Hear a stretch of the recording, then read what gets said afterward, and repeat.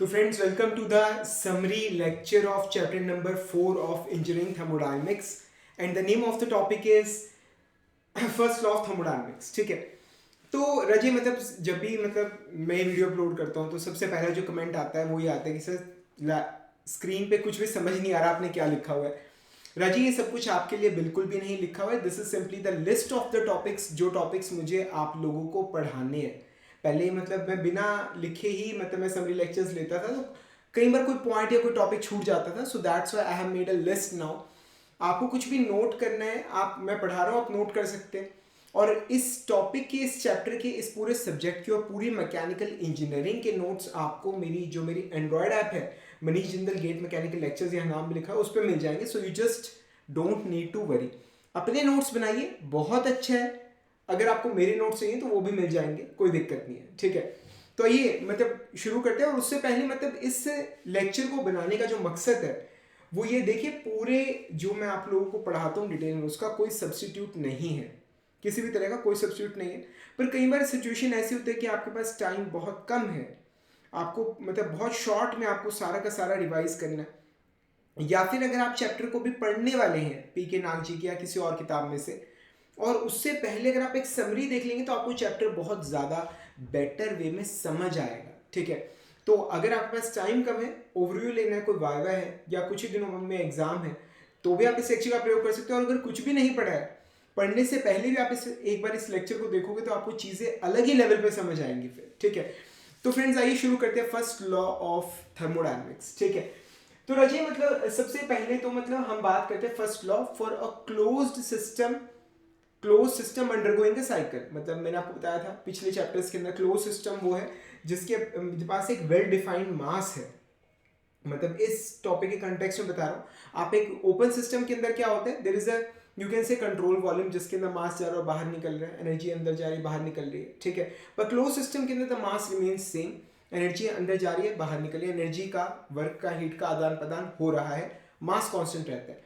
तो हम बात कर रहे हैं फर्स्ट लॉ की, हम बात कर रहे हैं फॉर अ क्लोज सिस्टम, जिसमें जो कि एक साइकिल पूरा एग्जीक्यूट हो रहा है। आप जानते हो साइकिल क्या होता है कि जिस स्टेट से आप चले हो उसी स्टेट पे आप घूम फिर कर वापस पहुंच जाते हो। ठीक है, अब बेसिकली क्या चीजें मैं आपको बताना चाहूंगा कि एक सिस्टम के अंदर आप हीट सप्लाई कर रहे हो, आपको कुछ चेंज ऑफ प्रॉपर्टी मिलेगा।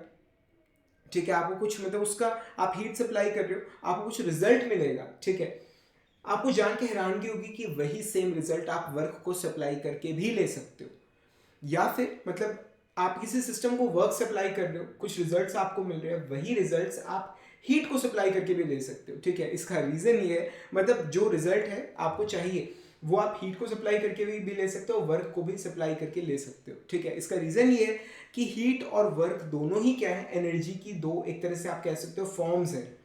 ठीक है, अभी इसके बारे में और आगे चल के और चर्चा करेंगे। ठीक है, तो एनर्जी हीट हो गया और वर्क हो गया, दोनों ही क्या है, एनर्जीज। आगे चल के बताऊंगा, दीज आर, नहीं पिछले चैप्टर में बता दिए, these are energies in transit.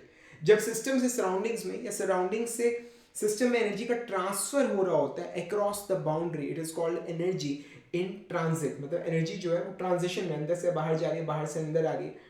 अब वो जो आदान प्रदान है, या तो वो हीट की फॉर्म में होगा या वर्क की फॉर्म में होगा। अगर एनर्जी का एक्सचेंज टेम्परेचर डिफरेंस की वजह से हो रहा है, then it is called heat, otherwise it is called work.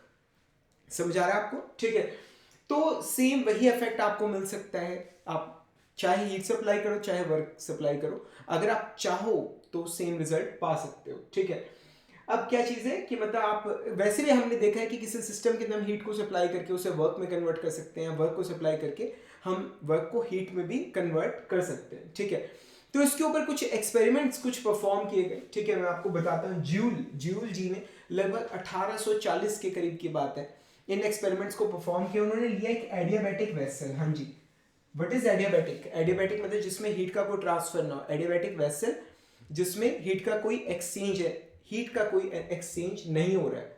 ठीक है, अगर एक्सचेंज होगा तो वर्क ट्रांसफर की फॉर्म में होगा। ठीक है, तो एक एडियाबैटिक वेसल लिया उन्होंने एक, और उसके अंदर उन्होंने कोई फ्लूइड, ठीक है, यूज किया, जैसे इट कैन बी वाटर और कुछ और। ठीक है, तो यहां पर उन्होंने एक स्टेरल लगाया और उन्होंने इसको with the help of mass connect किया। ठीक है, तो ये जो आप यहाँ पर मास देख रहे हो, ये एक रस्सी से थ्रेड से जुड़ा हुआ है और ये स्टेरर के ऊपर ये लिपटा हुआ। तो जैसे आप मास छोड़ोगे मास नीचे जाएगा, रस्सी इस तरह से खींचेगी, नीचे की तरफ खींचेगी, तो ये जो स्टेरर है, जो ये स्टेरर है, ये अंदर घूमेगा। जब ये घूमेगा, ठीक है, तो क्या होगा, because of viscous losses, because of friction, जो पानी है वो गर्म होगा, ठीक है। तो ज्यूल जी ने ये एक्सपेरिमेंट्स बहुत सारे फ्लूइड्स के साथ किया, इवन उन्होंने मेटालिक पाउडर्स, मेटालिक बॉल्स तक के साथ ये इस एक्सपेरिमेंट को परफॉर्म किया। In every case he found कि जब ये मास नीचे जाता है, ठीक है, तो ये जो फ्लूइड है ये गर्म हो जाता है, ठीक है। उन्होंने ये चीज फाइंड आउट करी। और उसके बाद एक चीज बड़ी जबरदस्त है कि सपोज कीजिए एक वेसल है और उसके ऊपर आपने इंसुलेशन चढ़ा रखी है, इंसुलेशन, ताकि जो हीट है वो ट्रांसफर ना हो। अगर आप इंसुलेशन को उतार देते तो ऑफ कोर्स जो हीट है वो बाहर सराउंडिंग्स में चली जाएगी, ठीक है। तो जो सिस्टम है वो अपने ओरिजिनल टेम्परेचर यानी कि ओरिजिनल स्टेट में वापस आ जाएगा, ठीक है। तो मैं इस एक्सपेरिमेंट को वैसे आपको दिखा रहा हूँ, ठीक है, कि ये कोई भी कोऑर्डिनेट सिस्टम है, जनरलाइज्ड कोऑर्डिनेट सिस्टम में यहाँ पर x और y लिख रहा हूँ। x पर भी कुछ होगा, टेम्परेचर, प्रेशर, वॉल्यूम कुछ भी, और y पर भी कुछ होगा, टेम्परेचर, प्रेशर, वॉल्यूम या कोई भी चीज होगी, ठीक है। तो ये x कोऑर्डिनेट और y कोऑर्डिनेट पे मतलब मैंने यहाँ पर ड्रॉ कर दिया है, ठीक है। अब यहाँ पर सिस्टम की स्टेट सपोज कीजिए मैं डिनोट कर रहा हूँ 1 से, जो यहाँ पर जो फ्लूइड है अंदर उसकी स्टेट में यहाँ पर 1 से डिनोट कर रहा हूँ, ठीक है। अब जब स्टेरर चला, मतलब तो पानी जो भी फ्लूइड है वो गर्म हो जाएगा। जैसे मिक्सी होती है या आप कोई शेक वगैरह बना रहे हो, ठीक है, या मिक्सी के अंदर आप चटनी बना रहे हो, तो जब मिक्सी के अंदर ब्लेड घूमता है, ठीक है, तो आप थोड़ी बार देखो जो चटनी एकदम से जो बन के निकलती है वो थोड़ी गर्म होती है, गर्म।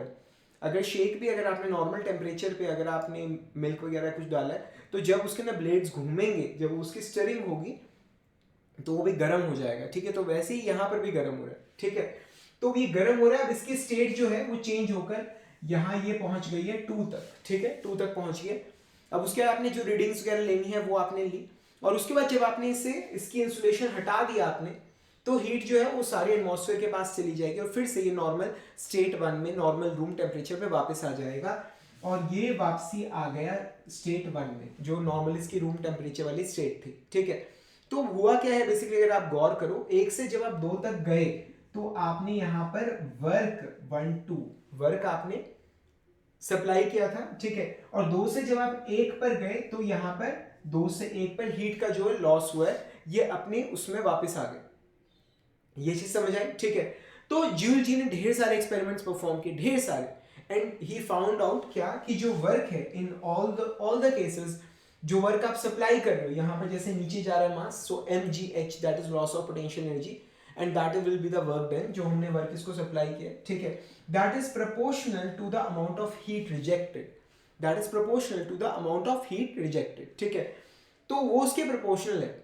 और बहुत सारे मतलब वाटर के साथ, मरकरी के साथ, मैंने आपको बताया मेटालिक बॉल्स के साथ, मेटालिक पाउडर के साथ, बहुत सारे केसेस में उन्होंने इस एक्सपेरिमेंट को परफॉर्म किया, ठीक है। ही फाउंड आउट कि जो कांस्टेंट ऑफ प्रोपोर्शनैलिटी है, जिसे नाम दिया गया J, ठीक है, which is what is known as joule equivalent या फिर mechanical equivalent of heat, mechanical equivalent of heat, उसकी जो वैल्यू थी वो सभी केसेस में सेम आई, अराउंड 4.18 समथिंग जो भी था, क्या, ठीक है। तो उसकी वैल्यू सभी केसेस में सेम आई, ठीक है। तो उन्होंने ये निष्कर्ष निकाला कि W is equal to J Q, ठीक है। जो आप उन्होंने बेसिकली पहली बार उन्होंने बताया कि जो वर्क है और जो हीट है, ये एनर्जी की ही 2 फॉर्म्स हैं basically, these are energy in transit, ठीक है। बाउंड्री पे हमें देखने को मिलती है जब एनर्जी अंदर से बाहर या बाहर से अंदर आ रही हो, ठीक है। तो ये दोनों एनर्जी की ही 2 फॉर्म्स हैं, एनर्जी का ही ट्रांसफर है, ठीक है, and they are related by W is equal to J Q, ठीक है। तो जहां पर J क्या चीज है, it is the joule equivalent, ये क्या है, जूल इक्विवेलेंट, ठीक है। बाद में कांस्टेंट प्रोपोर्शनैलिटी की उन्होंने वैल्यू निकाली, थोड़ी देर में उसके बारे में बात करते हैं, ठीक है। ये चीज आपको क्लियर हो रही है, ठीक है। तो इसे मतलब ये उन्होंने पूरा एक्सपेरिमेंट उन्होंने परफॉर्म किया, उन्होंने दोनों की इक्विवेलेंस को उन्होंने बताया, ठीक है। तो ये तो उन्होंने मतलब जब आपके पास एक ही बार वर्क सप्लाई कर रहे हो और एक ही बार हीट रिजेक्ट हो रही है तो आया ये, ठीक है। उन्होंने कहा कि अगर कोई साइकिल है, साइकिल समझते हो क्या है, जब आप इनिशियल स्टेट से चलते हो घूम फिर कर उसी स्टेट पे वापस आ जाते हो, that is what is known as cycle, ठीक है। तो अगर किसी साइकिल में बहुत सारे प्रोसेसेस हो रहे हैं तो उस केस में क्या होगा, summation of W is equal to J times summation of Q, ठीक है। भी सभी जितने भी वर्क डन हो रहे हैं, सिस्टम जितना भी काम कर रहा है is equal to J times sum of the heat, all heat supplied या फिर नेट हीट सप्लाइड।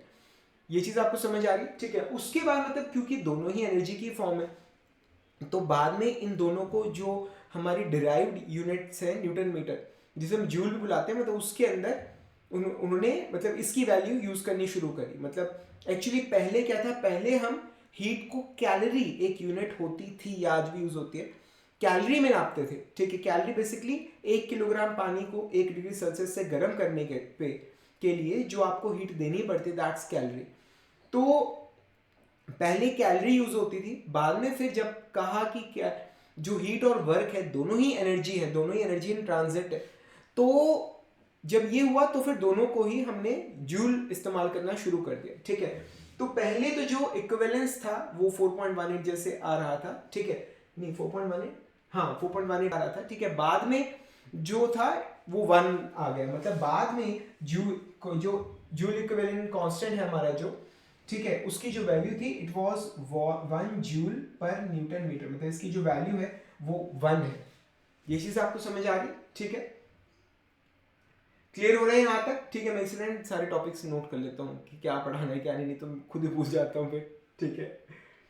समझ आ रहे हैं यहाँ तक। तो ये तो हमने बात करी मतलब first law for a cycle के लिए, ठीक है। मतलब आपको चलिए इंटरेस्ट के लिए बताता हूँ, calorific theory of heat basically क्या होती थी। मतलब पहले के टाइम में माना जाता था कि heat is an invisible fluid, एक फ्लूइड है ऐसा जो नजर नहीं आता, और ये फ्लूइड फ्लो करता है from a body which is at higher calorie, ठीक है, to a body which is at lower calorie. समझ आ रहे हैं यहाँ तक, ठीक है। तो पहले ऐसी थ्योरी, एक धारणा थी कि हीट एक ऐसा फ्लूइड है जो मतलब इनविजिबल है, जो आप देख नहीं सकते, पर बाद में पता चला कि ये भी एक फॉर्म ऑफ एनर्जी है इन ट्रांजिट। समझ आ रहे हैं? तो मतलब आई होप आपको first law for a cycle समझ आ गया होगा, ठीक है। मतलब क्या है, net heat supplied is equal to summation W is equal to summation Q। ये क्या है, net heat supplied is equal to net work done, net जो आप हीट सप्लाई कर रहे हो is equal to net work done जो हो रहा है, ठीक है। आपको साइन कन्वेंशन हीट का और वर्क का पिछले चैप्टर की समरी में मैंने बताया था।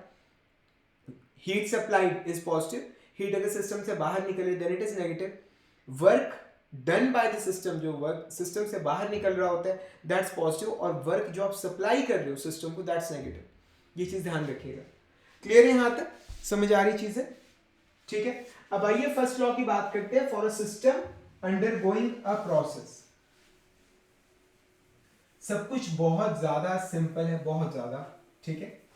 आप समरी देख लीजिए, आपको सब कुछ समझ आ जाएगा। वैसे तो प्रॉपर लेक्चर्स देखेंगे तो बहुत ही बेटर वे में समझ आएगा। मतलब मुझे अभी याद है कोविड जब आया था, कोविड के टाइम में मैंने इंजीनियरिंग थर्मोडायनेमिक्स की क्लासेस ली थी। उस टाइम पे मतलब ऑनलाइन लर्निंग की एकदम से ज़रूरत पड़ी थी 2020 के अंदर, and we are teaching since online since 2017, ठीक है। तो 2012 में पढ़ाना शुरू किया, 2017 से हम ऑनलाइन आ गए थे। तो कोविड के टाइम में मतलब I taught 2000 students engineering thermodynamics, हमने फ्री में पढ़ाया था। 2000 बच्चों ने एनरोल किया था, and the feedback it was really very good, बहुत अच्छा था। अगर आप भी चाहें तो उस कोर्स को देख सकते हैं, वो आपको बहुत हेल्प करेगा। तो बेसिकली क्या चीज है, आइए हम देखते हैं, ठीक है। First law for a closed system undergoing a process, ठीक है। तो बेसिकली ये क्या है कि देखिए साइकिल में क्या था, आप घूम फिर के उसी स्टेट पे वापस आ रहे हो, सारे पैरामीटर सेम रहते हैं। पर अगर बात प्रोसेस की करें, प्रोसेस की, ठीक है, तो जब आप प्रोसेस में क्या होता है, चेंज ऑफ स्टेट होता है। तो स्टेट चेंज कर रहे हैं आप, सपोज कीजिए आप एक जगह से दूसरी जगह जा रहे हो, यहां से यहां जा रहे हो, ये चीज, ये यहां से आप यहां जा रहे हो, ठीक है। तो ऐसे में क्या होता है, आप हीट भी सप्लाई कर रहे हो, आप वर्क भी परफॉर्म हो रहे हो, ये चीज समझ आ रही है। अब क्या होता है कि आप जो हीट सप्लाई कर रहे हो उसकी मात्रा अलग है, और जो वर्क हो रहा है उसकी मात्रा अलग है, ठीक है। फॉर एग्जाम्पल आपके बैंक अकाउंट के अंदर, जो आपका बैंक अकाउंट है उसके अंदर आप 100 रुपीज डाल रहे हो और निकल रहे हैं 70 रुपीज, ठीक है। तो आपका जो बैंक बैलेंस है वो चेंज हो जाएगा, ठीक है। हाँ जी, आप बताइए कितना होगा, ठीक है। आपका फाइनल बैंक बैलेंस कितना होगा, जितनी इन्फो दी है उससे नहीं निकाल सकते। 100 गया है, 70 बाहर निकला है, फाइनल बैंक बैलेंस क्या होगा ये नहीं बता सकते आप, क्यों? क्योंकि आपको इनिशियल बैंक बैलेंस नहीं पता, पर आप ये बता सकते हो कि चेंज कितना होगा, and the change it will B +30। सही कह रहे हैं, ठीक है। ये एक बहुत बड़ा पॉइंट है जो आपको बाद में चल के समझ आएगा, देखना अभी। मतलब 100 अंदर जा रहा है, 70 बाहर निकल रहा है, तो 30 इंक्रीज हो जाएगा। ये चीज आपको समझ आ रही, ठीक है, 30 इंक्रीज हो जाएगा। सो इसी तरह से मतलब क्या है कि W हीट आप सप्लाई कर रहे हो और वर्क जो है वो निकल रहा है, ठीक है। तो जो डिफरेंस है उनका Q minus W, it will be stored in the body as energy, ठीक है, बॉडी की एनर्जी के रूप में स्टोर हो जाएगा। जस्ट लाइक जैसे हम डाइटिंग करते हैं या वेट बढ़ जाता है, आप ज्यादा खा रहे हो, काम कम कर रहे हो, सारा दिन खाते जा रहे हो, ठीक है, तो आपका जो एनर्जी कंटेंट है, जो आपका वेट है, वो इंक्रीज होना शुरू हो जाएगा, ठीक है। Same is with the body, आप हीट सप्लाई कर रहे हो, वर्क कम परफॉर्म हो रहा है, एनर्जी बढ़ेगी। और अगर आप हीट कम सप्लाई कर रहे हो और वर्क ज्यादा परफॉर्म हो तो आपकी जो एनर्जी है वो डिक्रीज होगी, ठीक है। So Q minus W that's equal to del E। Del E क्या है? Change in energy. And basically this is the defining equation of energy, ठीक है। मतलब एक्चुअली क्या चीज है कि ये वैसे डिफाइनिंग इक्वेशन है चेंज इन एनर्जी का। अब यहाँ पर एनर्जी क्या चीज है? Energy is basically it is the energy content of the body. अभी आगे चल के बताऊंगा, ठीक है। मतलब बॉडी के अंदर जितनी भी तरह की एनर्जी है, जितनी भी तरह की एनर्जी, जैसे काइनेटिक एनर्जी, पोटेंशियल एनर्जी, और भी मतलब इंटरनल एनर्जी जिसके अंदर मतलब मॉलिक्यूल्स की एनर्जी, वाइब्रेशन, मॉलिक्यूल्स वाइब्रेट कर रहे हैं, लीनियरली मूव कर रहे हैं, अपने एक्सेस के अबाउट घूम रहे हैं, कोई केमिकल एनर्जी है, न्यूक्लियर एनर्जी, इलेक्ट्रॉनिक एनर्जी, हर तरह की एनर्जी, ठीक है।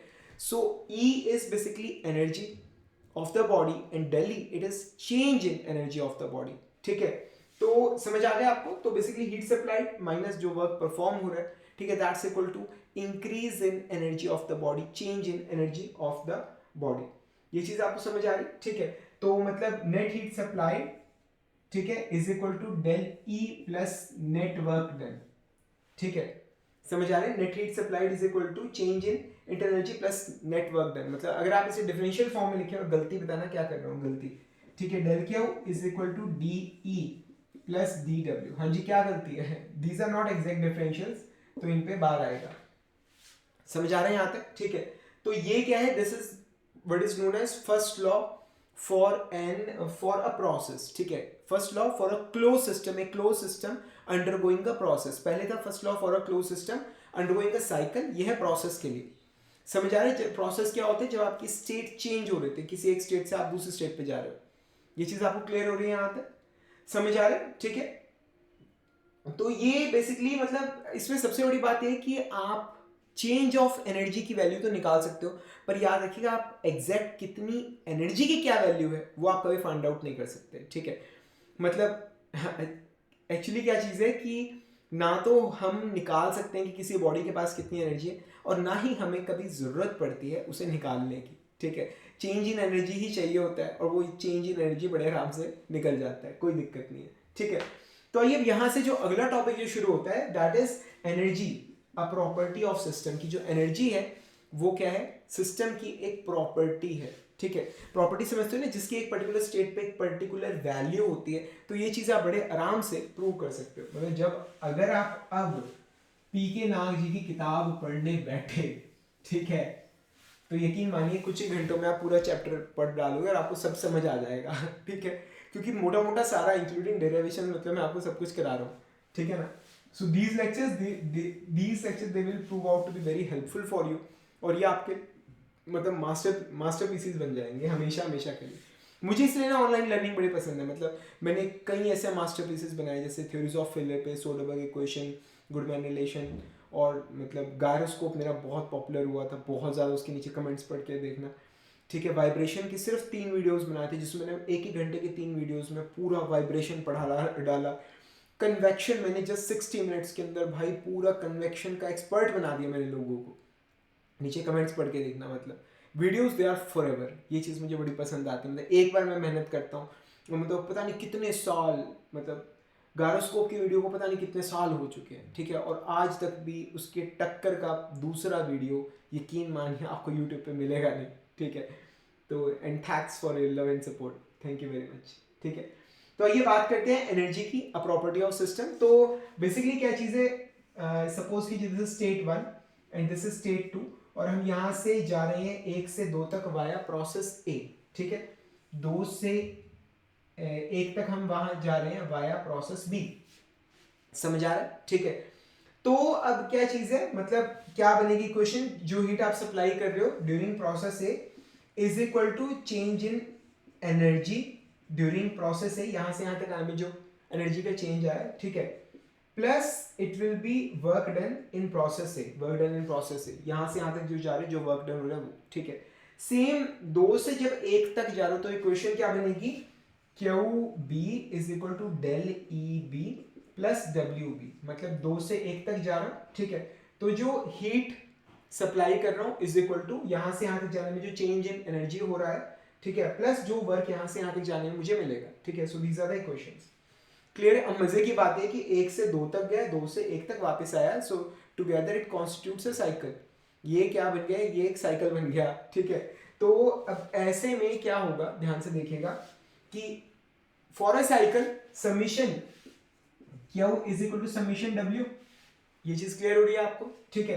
तो ये क्या आ गया हमारे पास, क्यू ए, लिख ही लेता हूं मैं पूरा, Q A plus Q B is equal to, ये आ गया W A plus W B, ये चीज समझ आ रहा है आपको, ये चीज क्लियर हो रही है, ठीक है। तो यहां से क्या आ गया हमारे पास, ये Q A minus W A is equal to W B minus Q B, या फिर आप लिख सकते हो Q A minus W A is equal to minus of Q B minus W B, ये चीज, ठीक है। ये चीज समझ आ गई आपको। अब यहां पे देखो डेल, ये डेल ई ए की वैल्यू क्या है, Q A minus W A, ये डेल ई बी की वैल्यू क्या है, del energy in process B, change of energy in process B is equal to Q B minus W B, ये चीज, ठीक है। तो ये इसके बराबर है, ये देख रहे हो, ये चीज इसके बराबर है। तो क्या आ गया हमारे पास, del E A is equal to del E B, ये चीज, ये समझ आ रहे हैं यहां तक, ये चीज क्लियर हो रही है, समझ आ रही है, ठीक है। तो change in energy during process A, ठीक है, अरे माइनस भी तो आएगा, ठीक है, during process A is equal to minus of change in energy during process B, ठीक है। अब सपोज कीजिए कि हम ए से ये 2 से 1 तक हम जा रहे हैं, 2 से 1 तक हम जा रहे हैं, ठीक है, वाया प्रोसेस, वाया पाथ सी, 2 से 1 तक हम जा रहे हैं वाया पाथ सी, एक नया पाथ सी मैंने ड्रॉ किया, ठीक है। तो equation they will remain same, उसके लिए भी आप सेम यही काम कर सकते हो। तो क्या आ जाएगा, del E A is equal to minus of del E C, clear है यहां तक, ठीक है। तो ये इसके बराबर, ये इसके बराबर है, मतलब ये दोनों बराबर आ गए, ठीक है। यानी कि del E change in energy during process B is equal to change in energy during process C, and this is a big discovery, ठीक है, जबरदस्त चीज निकाल ली हमने। आप पॉइंट 2 से पॉइंट 1 पे जा रहे हो, चाहे आप बी से जा रहे हो, चाहे आप सी, ये पाथ सी से जा रहे हो, ठीक है, किसी भी रास्ते से जा रहे हो आप, जो चेंज इन एनर्जी होगा that will be remain same, वो सेम रहेगा। समझ आ रही है चीज, ठीक है। और यही तो होती है प्रॉपर्टी की निशानी, कि अब यहां पर क्या है, पाथ से इंडिपेंडेंट है, पाथ कोई भी हो सकता है, बी हो सकता है, सी हो सकता है, कोई सा भी पाथ हो सकता है, जो चेंज होगा वैल्यू का change that will remain same. इसका मतलब है कि जो एनर्जी है it is a property, it is a point function, वो पाथ पे डिपेंड नहीं करती। समझ आ रहा है, मतलब यहां से यहां तक आ रहे हो तो अगर एनर्जी का चेंज अगर 20 आ रहा है तो 20 आएगा, आप जिस मर्जी पाथ को फॉलो करो इट विल रिमेन 20, ठीक है। अगर यहां पर अगर एनर्जी आपकी 10 है तो यहां पर 30 होगी, ठीक है, यहां पर 30 होगी, मतलब जो भी है 30, मतलब प्लस 20 माइनस 20 जो भी है, मतलब, ठीक है। तो अगर यहां पर 10 है तो यहां पर जो difference it will remain same, तो यहां पर 30 रहेगा। समझ आ रहा है, मतलब you can not measure the absolute value of energy, energy की एग्जैक्ट वैल्यू कितनी है वो आप कभी मेजर नहीं कर सकते, पर आप ये जरूर बता सकते हो कि यहां से यहां तक जाने में चेंज कितना आएगा, ठीक है। इनफैक्ट मतलब अब मैं आपको, अब ना आप बोलोगे सर स्टीम टेबल में तो एनर्जी की वैल्यू लिखी होती है, ठीक है, RAC refrigeration and air conditioning में आपको टेबल्स मिलती हैं कि इस टेम्परेचर पे इतने प्रेशर पे एनर्जी की ये वैल्यू है, एंथैल्पी की ये वैल्यू है, तो सर आप कह रहे हो एनर्जी मेजर नहीं हो सकती, ठीक है। एक्चुअली उसमें ना नीचे पढ़ना, एक स्टार लगा होगा और नीचे लिखा होगा एज्यूमिंग कि जो इंटरनल एनर्जी है वो 0 डिग्री सेल्सियस पे हम 0 लेके चल रहे हैं, या 0 केल्विन पे हम 0 लेके चल रहे हैं, ठीक है। एज्यूमिंग, वो लोग एज्यूम करते हैं कि यहाँ पर वैल्यू 0 है, उस हिसाब से मैंने ये टेबल ड्रॉ किया। समझ आ रहा है, ठीक है। तो एक बहुत बड़े इंपॉर्टेंट पॉइंट बताया है मैंने यहाँ पर। वैसे ये पॉइंट ना जब प्योर सब्सटेंसेस पढ़ेंगे तो वहाँ आएगा, ठीक है। और जब आरएसी वगैरह पढ़ाऊंगा तब भाई पूरी मैकेनिकल इंजीनियरिंग के सभी लेक्चर्स तुम्हें मेरी एंड्रॉयड ऐप पे मिल जाएंगे, ठीक है। तुम चाहो तो उनका बेनिफिट उठा सकते हो। क्लियर है यहाँ तक, ठीक है। तो मैंने भाई ये समरी लेक्चर था, उसके अंदर भी मैं A to Z सारे डेरिवेशंस तुम्हें करा रहा हूँ, ठीक है। तो what I told you is कि energy it is a property, it is a point function है ये, पाथ के इंडिपेंडेंट है, पाथ पे डिपेंड नहीं करती, ठीक है। And it is an extensive property, जितना मास होगा उतनी ज्यादा एनर्जी होगी, जितना मास होगा उतनी ज्यादा एनर्जी होगी। There is also called something called specific energy, ठीक है। जब भी मैंने पहले बताया था कि जिस भी चीज के आगे स्पेसिफिक लग जाते हैं becomes N intensive property, it is per unit mass, वो प्रॉपर्टी पर यूनिट मास होती है, बिकम्स एन इंटेंसिव प्रॉपर्टी, ठीक है। समझ आ रहे हैं यहाँ तक, क्लियर हो रहा है, ठीक है। अब आइए बात करते हैं डिफरेंट फॉर्म्स ऑफ एनर्जी की, ठीक है। अलग अलग तरह की एनर्जीज की हम बात करते हैं। तो बेसिकली पहले मोटी मोटी बात करते हैं।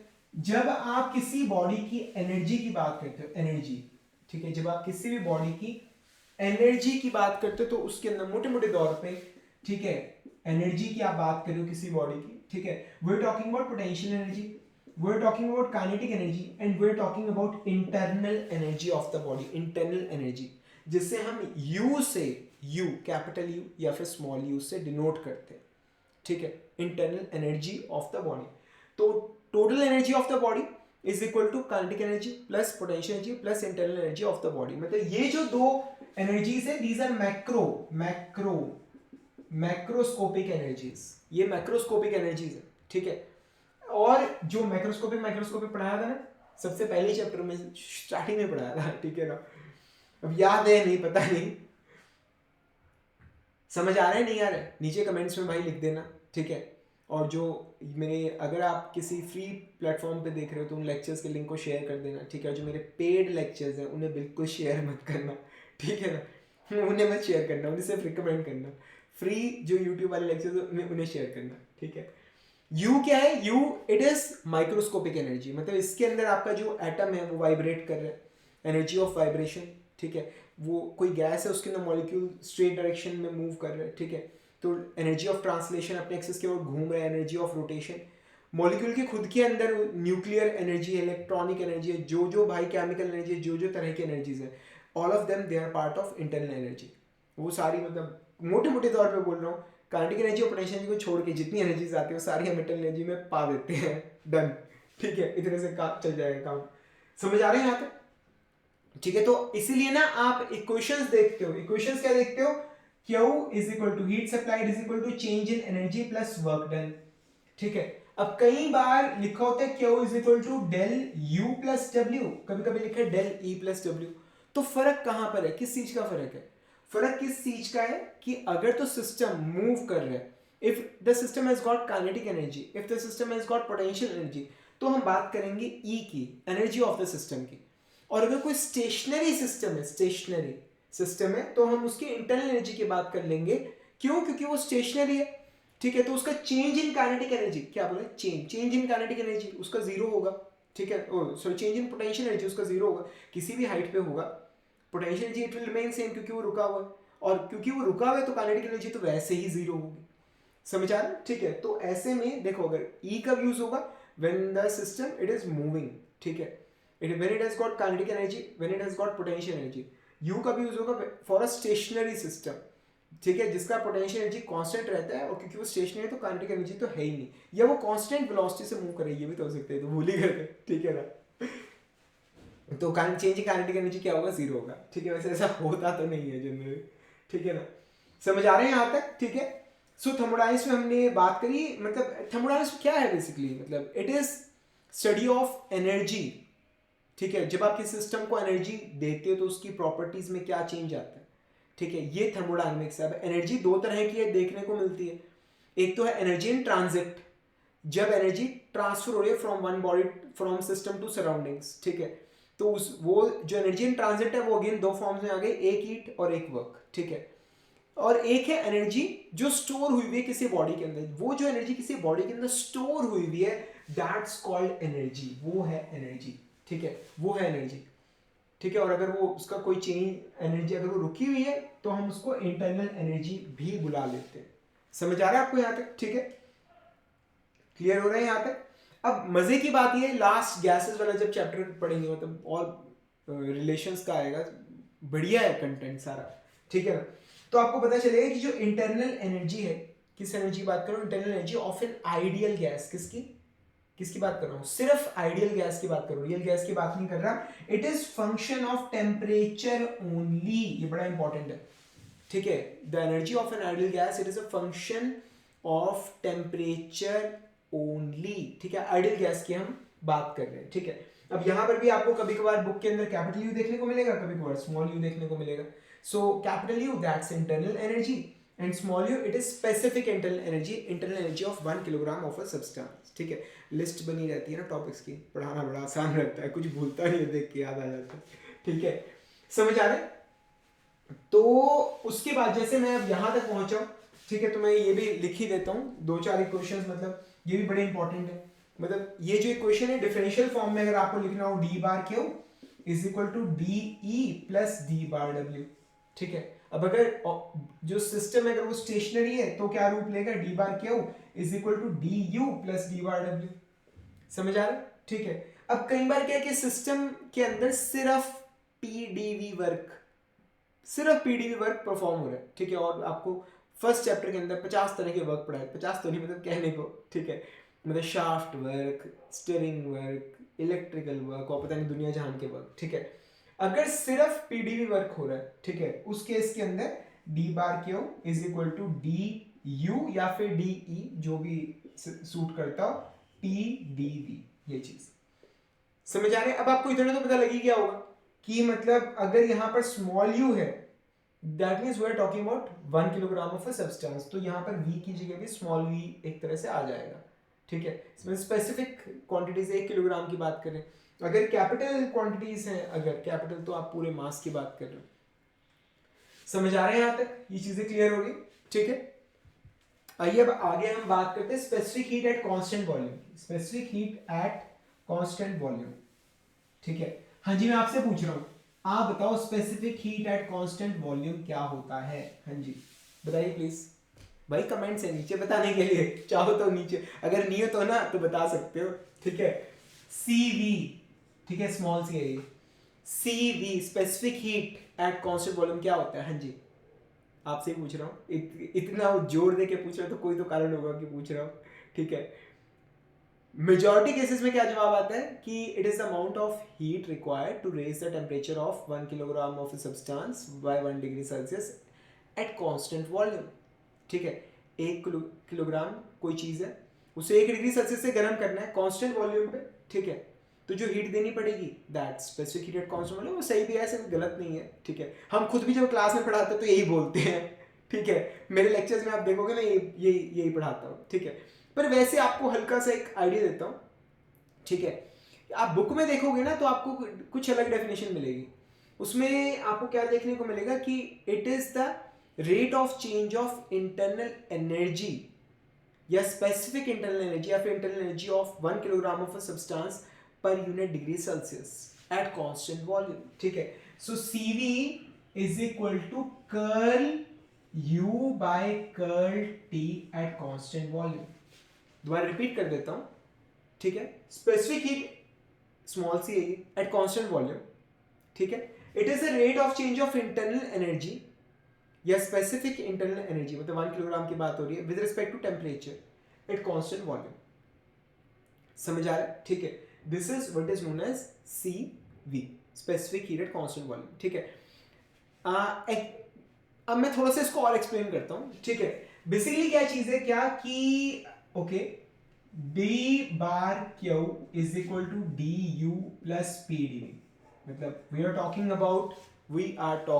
अबाउट अ बॉडी, मतलब एक प्रोसेस है जिसमें वॉल्यूम कांस्टेंट है, और ये मैंने फर्स्ट लॉ लिखा है for a closed system, close system के लिए अंडरगोइंग अ प्रोसेस, ठीक है। ओके ठीक है, आप सही कह रहे हो, स्टेशनरी क्लोज सिस्टम, क्योंकि यहाँ पर डी नहीं डी यू लिखा है, ठीक है।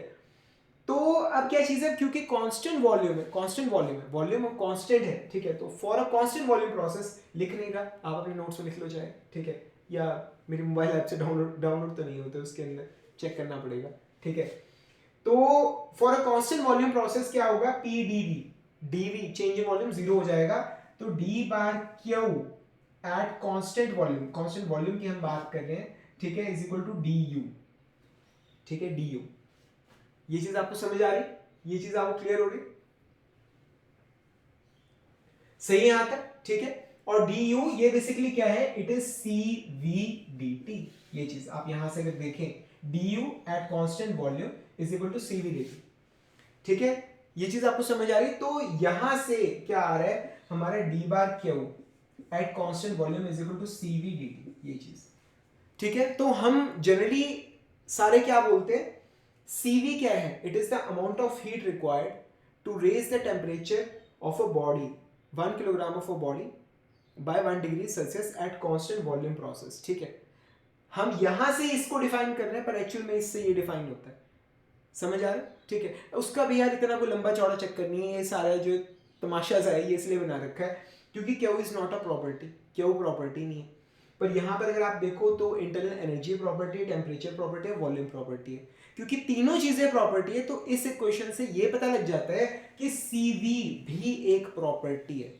तो सिर्फ इतनी सी बात बताने के लिए हमने इतना तामझाम कर रखा है, हम इसको इस इक्वेशन से डिफाइन करते हैं। आप अपने वाइवा में, इंटरव्यू में अगर ये भी बोलोगे ना कि CV is the amount of heat required to raise the temperature of 1 kilogram of a body by 1 degree Celsius at constant volume process, तो भी वो ठीक माना जाएगा, बशर्ते आप ISRO, DRDO, IES ये वाले इंटरव्यू ना दे रहे हो, ठीक है ना, नहीं तो वहां आपका गला दबा लेंगे, ठीक है। समझ आ रही है, यहां तक क्लियर हो रहा है, ठीक है। तो ये आ गया हमारा,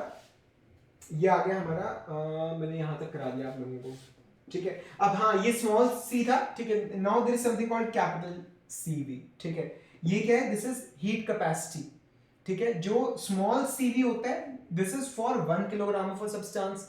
अगर आप पूरी बॉडी की बात करें, पूरी बॉडी की कितनी अमाउंट ऑफ हीट रिक्वायर्ड होगी, ठीक है, उसको गर्म करने के लिए, पूरी बॉडी की अगर आप बात करेंगे तो आप मास m से मल्टीप्लाई करेंगे, ठीक है। So this is specific heat at constant volume, ठीक है। This is heat capacity of the whole body at constant volume, ठीक है।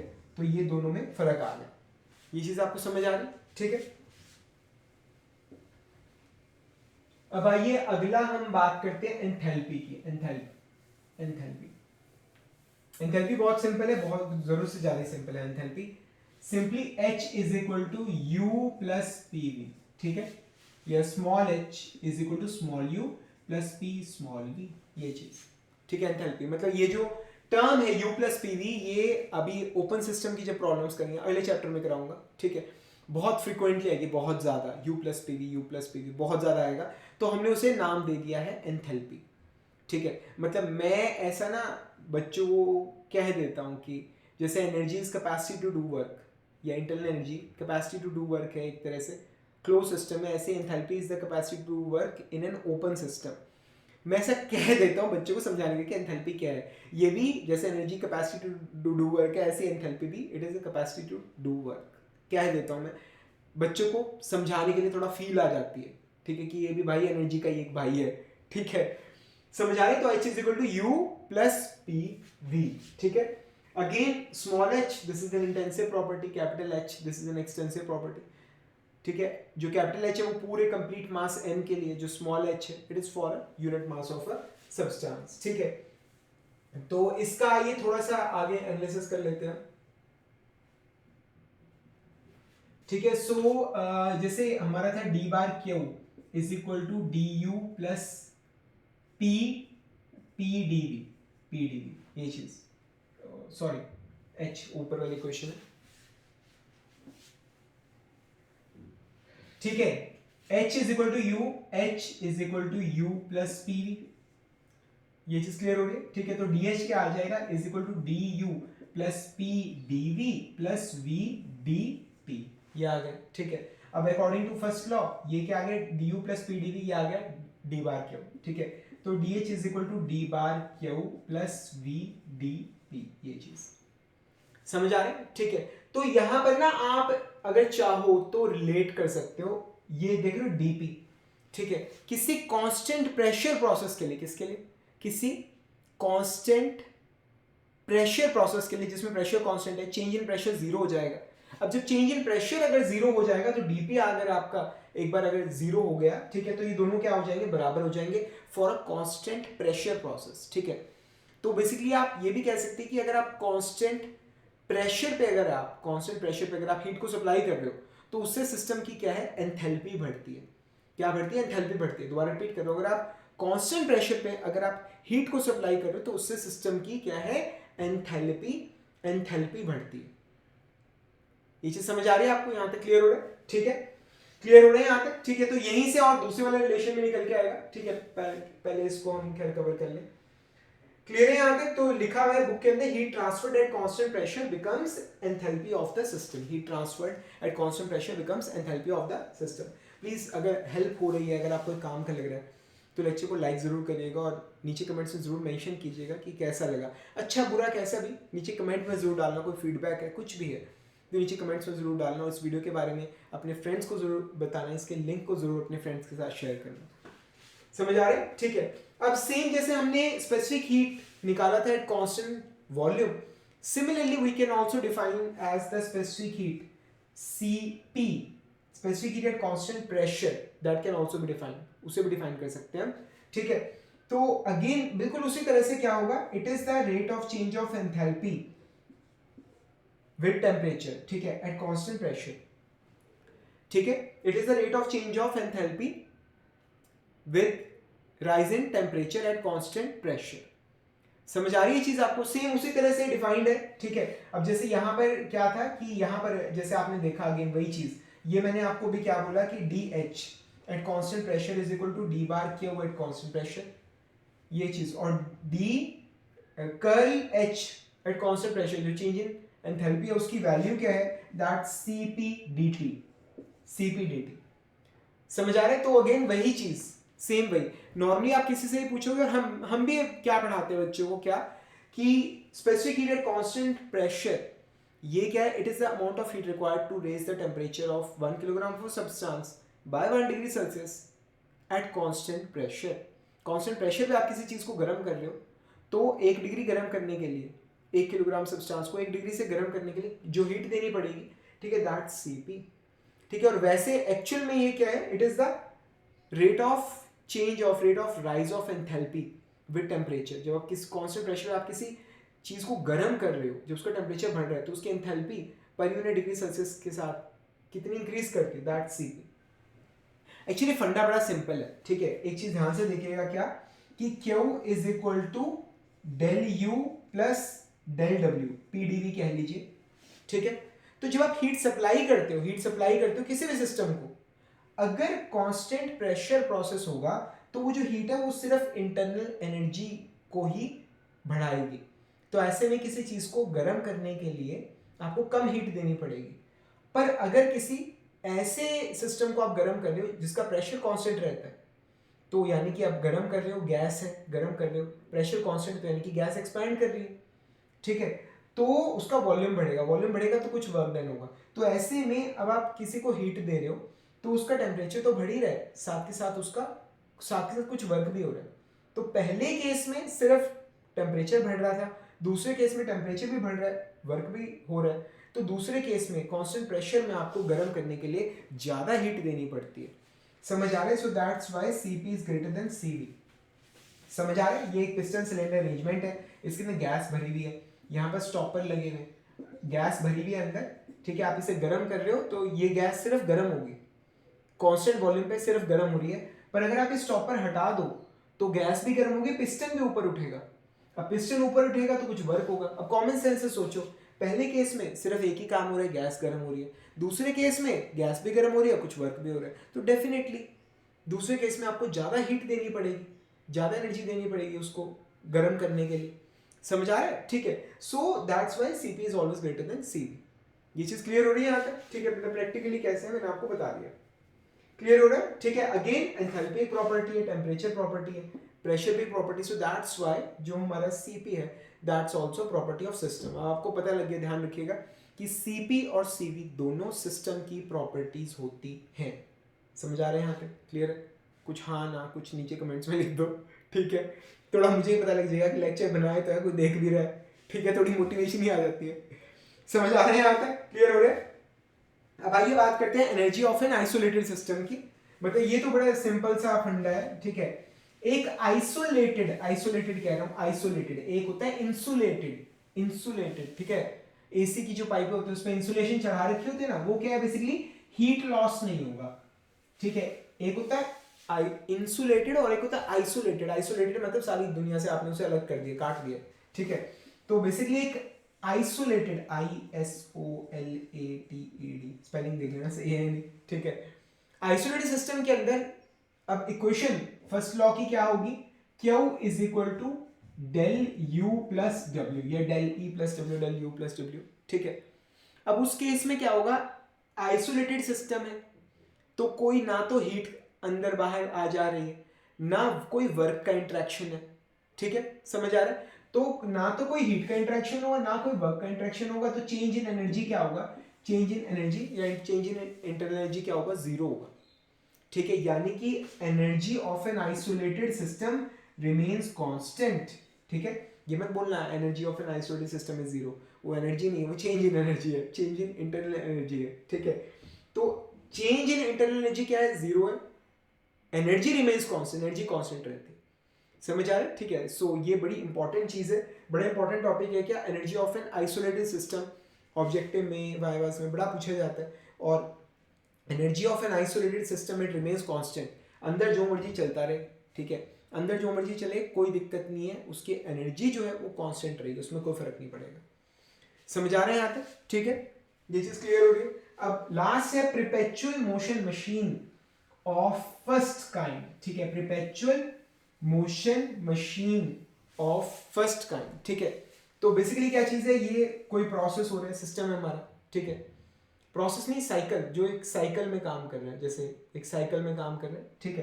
तो इसमें क्या होगा, जितनी हीट, नेट हीट सप्लाइड, एक तो होता है जो हीट दे रहे हो, वो नहीं कह रहा, नेट कह रहा हूँ, नेट मतलब जितनी हीट दे रहे हो, जितनी हीट रिजेक्ट हो रही है, ठीक है, तो जो हीट दे रहे हो माइनस जो हीट रिजेक्ट हो रही है, ठीक है। सो नेट हीट सप्लाइड, ठीक है, और यहां से कुछ नेटवर्क निकल रहा है, ठीक है, is equal to net work done, net heat supplied is equal to net work done, ये चीज, ठीक है। तो आप देखो हमेशा से ही मतलब आदमी के साथ जो स्कैम होता है ना, स्कैम, ठीक है, वो कब होता है, जब उसे फ्री में कुछ चाहिए। और पहले के टाइम में रिसर्च के नाम पे लोगों ने भाई अच्छे पैसे कमाए। आज की डेट में तुम सोचो तुम नहीं कमा पाओगे, पहले बहुत लोगों ने कमाया, ठीक है। उनके वो कैसे कमाते थे कि यहाँ पे एक मोटर लगाएंगे हम, ठीक है, उसको देंगे हम बिजली, बिजली चलेगी, मोटर घूमेगी, उसके आगे हम जोड़ेंगे एक अल्टरनेटर जिससे घुमाने से बिजली बनती है, ठीक है, अल्टरनेटर से बिजली बनेगी, ठीक है, वो हम देंगे इस मोटर को, ठीक है, ये चीज, ठीक है, ये मोटर है, ये घूम रही है, इससे जोड़ा है अल्टरनेटर, ठीक है, जो बिजली बनाता है घूमने पे, टरबाइन के साथ डैम्स वगैरह में जोड़ते हो, ठीक है, तो उससे बिजली बन रही है, ठीक है, वो इसमें जा रही है और ये सिस्टम चल रहा है। और बीच में हमने एक तार लगा के यहाँ पर एक और बल्ब भी लगा लिया, ठीक है, और वो बल्ब भी जल रहा है, ठीक है, मतलब हमें एक्स्ट्रा फ्री में एनर्जी मिल रही है, कोई काम नहीं करना, कुछ नहीं, एक बार चालू किया, जैसे ऑटो को रस्सा नहीं मारते, किसी जनरेटर को, इंजन को रस्सा मारते, एक बार चालू किया और चल रहा है सिस्टम हमेशा के लिए। पहले भाई बहुत रिसर्च हुई है इन चीज़ों पे कि फ्री में कुछ मिल जाए, पर आज के जो लोग हैं थोड़े समझदार हो गए, थोड़े, ज़्यादा नहीं, थोड़े, ठीक है। तो एक ऐसी एनर्जी, एक ऐसी डिवाइस जिसको आपको किसी भी तरह की कोई भी एनर्जी सप्लाई ना करनी पड़े और उसमें से वर्क प्रोड्यूस हो रहा हो, मतलब खा कुछ नहीं रहा, काम सारे कर रहा है, ऐसी मशीन एग्जिस्ट नहीं करती, ठीक है। और ऐसी मशीन, ठीक है, इस मशीन का जो कि एग्जिस्ट नहीं करती, इसका नाम दिया है perpetual motion machine of first type, ठीक है। एक ऐसी मशीन जो फर्स्ट लॉ को वॉयलेट कर रही है, ठीक है, कि मतलब समीशन क्या वो जीरो है और समीशन डब्ल्यू की कुछ वैल्यू आपको मिल रही है, चाहे कितनी थोड़ी हो कितनी ज्यादा हो, मिल रही है, ऐसा नहीं हो सकता भाई। ये ना सर्च करना तुम गूगल पे, यूट्यूब पे, भाई तुम्हें बहुत वीडियोस मिलेंगे, बहुत ज़्यादा। मतलब मुझे याद है एक वो था एक व्हील था, ठीक है, उसके ऊपर यहाँ पे बॉल रखते हैं, तो वो बॉल जो है वो गिर जाती है ऐसे नीचे, फिर ये नीचे से घूम के फिर ऊपर आ जाती है, फिर गिर जाती है, ऐसे ऐसे वो व्हील चलता रहेगा और अपने आप ही आपके पास एनर्जी मिलती रहेगी, ठीक है। इसमें बहुत लोगों ने बड़ा बेवकूफ़ बनाया लोगों का, ठीक है। बाद में पता चला था कि वो बॉक्स के अंदर उन्होंने एक छोटा सा बंदा छिपा रखा था जो अंदर से पैडल मारता रहता था और व्हील चलता रहता था, ठीक है। तो these things, such type of things, they are not feasible, ठीक है। तो फ्रेंड्स, मुझे पूरी उम्मीद है कि आप लोगों को फर्स्ट लॉ की ये जो समरी है ये बहुत अच्छी लगी होगी, आपको इससे बहुत ज़्यादा बेनिफिट मिला होगा। भाई बंद ना करो, खत्म, वीडियो खत्म होने ही वाला है, ठीक है। सुन लो लास्ट की जो हमारी पार्टिंग स्पीच है, ठीक है। तो कैसे लगा नीचे कमेंट्स में ज़रूर मेंशन करना। पूरी इंजीनियरिंग थर्मोडायनामिक्स के सभी समरी लेक्चर्स आपको मेरी वेबसाइट, मेरे इतने तो प्लेटफॉर्म्स बन गए हैं, फेसबुक, टेलीग्राम, व्हाट्सएप, पता नहीं क्या क्या दुनिया जहान के, ठीक है। और मेरी वेबसाइट और मेरी मोबाइल ऐप तो है ही है, ठीक है, सब जगह अवेलेबल है, ठीक है। आप मेरी मोबाइल ऐप पे मेरे सारा कंटेंट बिल्कुल ऑर्डर वे में अवेलेबल है, आप जाके वहाँ पे उनका बेनिफिट ले सकते हो। कैसा लगा प्लीज़ नीचे कमेंट्स में ज़रूर मेंशन करना, ठीक है। मतलब your comments, they are my one and only motivating force, समझ आ रहा है, ठीक है। आप लोगों को ढेर सारा प्यार, ठीक है। अनफॉर्चुनेटली मैं तो आपको देख नहीं पा रहा, ठीक है, पर अगर आप मुझे देख पा रहे तो एक मैसेज जरूर छोड़ देना, ठीक है। जल्दी मिलेंगे अगले लेक्चर के अंदर, अगले लेक्चर की समरी के साथ। ये तो है first law for a closed system, ठीक है। अगला जो होगा that will B first law for an open system. यकीन मानना, मजा आ जाएगा, ठीक है। जल्दी मिलेंगे। Thank you very much friends, wish you all the best.